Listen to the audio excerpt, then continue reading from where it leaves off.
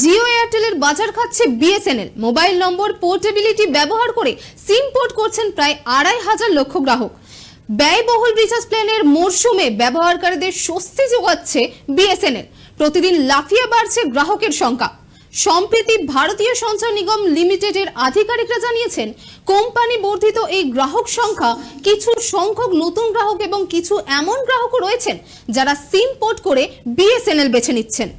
প্রায় 2.5 মিলিয়ন গ্রাহক বিএসএনএল এর সিম বেছে নিয়েছেন। তাদের মধ্যে মোবাইল নম্বর পোর্টেবিলিটি ব্যবহার করে সিম পোর্ট করেছেন 2.5 লক্ষ গ্রাহক।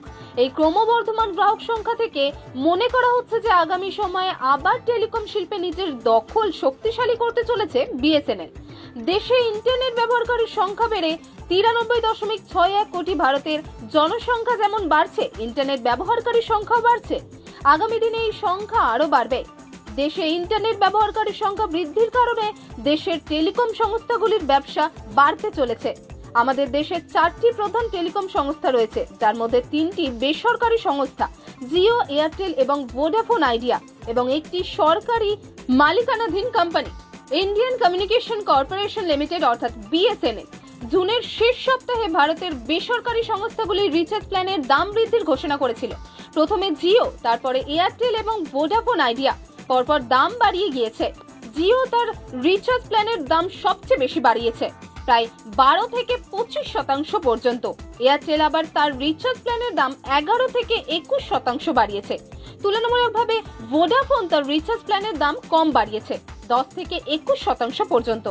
এমন পরিস্থিতিতে বিএসএনএল কোম্পানির কাছে গ্রাহকের সংখ্যা বেড়েছে ঠিকই, কিন্তু বিশেষজ্ঞরা সতর্ক করেছেন যে এই বৃদ্ধির ফলে কোম্পানিকে নিজের নেটওয়ার্কের গতিবিধি বাড়াতে হবে। সরকার এমটিএনএল অপারেটরগুলি বিএসএনএল কে হস্তান্তর করার পরিকল্পনা করছে।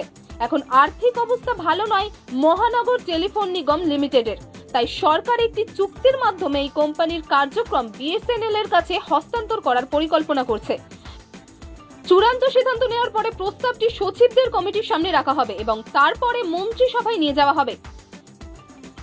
মহানগর টেলিফোন নিগম লিমিটেডের লোকসান গত বছর প্রায় 2,915 কোটি টাকা থেকে চলতি বছরে 3,267 কোটি টাকায় থেমেছে।